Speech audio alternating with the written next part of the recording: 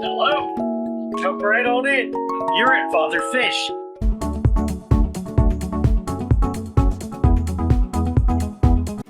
If you increase water movement, get more. Well, yes, absolutely, because you're increasing the oxygen level in the tank. It's all based on oxygen. It's based on CO2 O2 exchange, and the more turbidity there is at the surface, the more exchange can occur. So having the water moving is a big part of that. That's the reason I like moving water.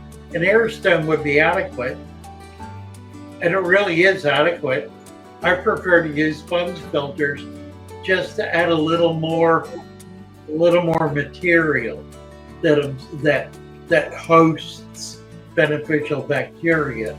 Biomedia? A little, yeah, that'd be good. A little more media. Media is the word I want, right? The sponge filter creates a bit more media, and it's in many ways better because you're pulling water through it.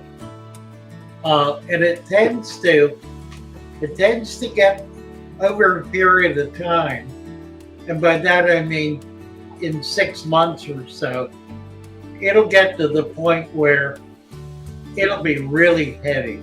It'll be solid almost with material. And usually what I'll do at that point is remove it, clean it, rinse it. At the shop, I used to throw those sponges in a dedicated washing machine, a clothes washing machine that had never seen soap. That's cool. And I didn't put anything in, just water, and they would come out brand new. Mm-hmm. But I had a lot of a very strong biological substrate, so the sponge filter was really just in addition to that, and the system was not so much dependent upon it, at least not for the short time it took to clean the sponge and replace it. But the water movement, that's really the key. Where there's water movement, the water that's at the bottom, which may have a lot of CO2 in it, is brought up to the surface where it can be released and oxygen can be dissolved, can be pulled into the water. That can't happen in the bottom. That can only happen at the surface. So CO2, now a certain amount of CO2 is taken up by plants. So the CO2 that's being generated in the substrate, which is why we don't need CO2 pumped into the tank for plant growth, because that substrate it's a carbon dioxide engine. That's primarily what it does. I mean,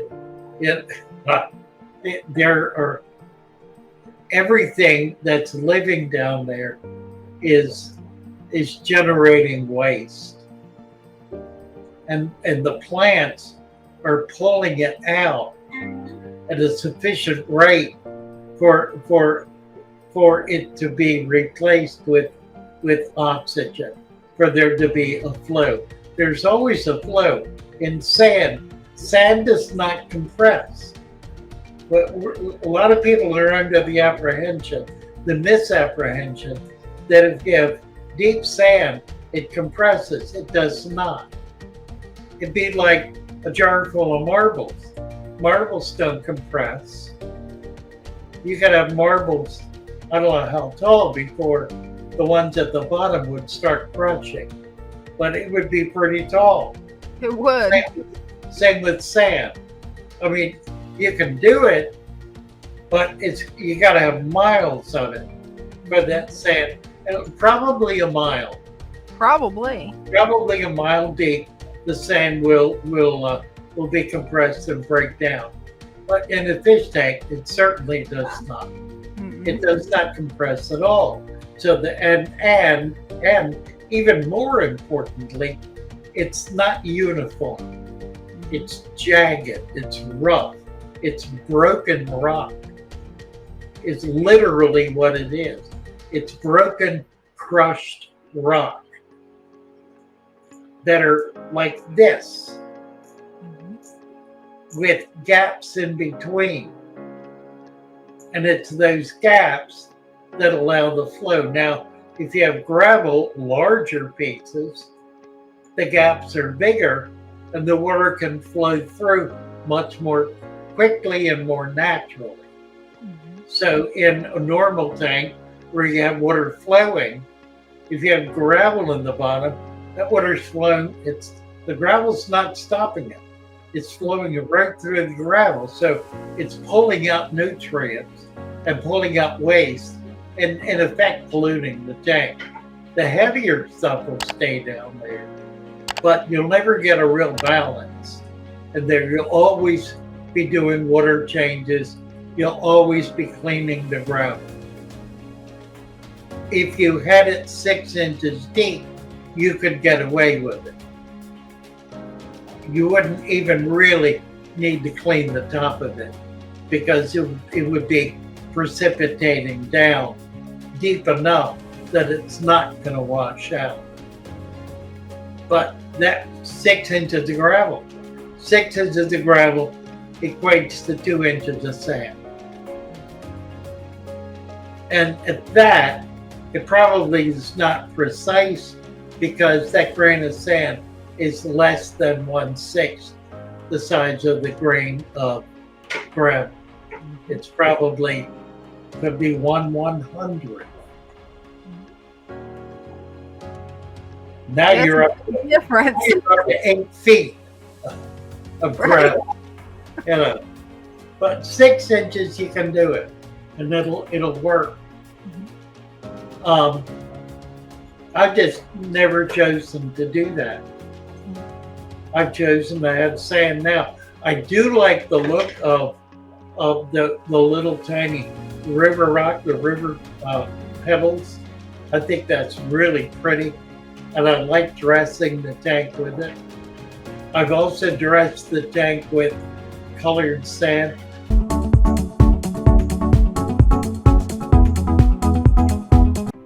It's hard water. Yeah, it happens when you have hard water. It's called an encrustation.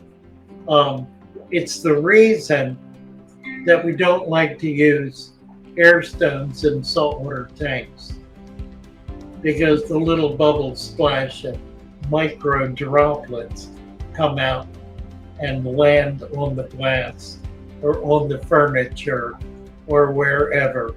And over a period of time, that builds up to the point where you get a crusty mass of salt that's problematic. Yeah, definitely. Plus you're removing, although probably not in a substantial amount, you're removing salinity from the saltwater tank.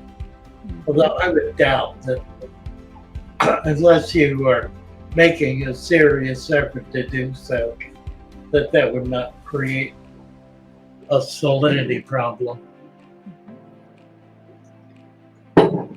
What it creates is a mess. Right? That it does. And then we've got one more question. Let me stay on this a minute. Oh, okay. The calcium buildup, and it could be some kind of a calcium compound, calcium, I don't know, whatever. It depends on what's in the water.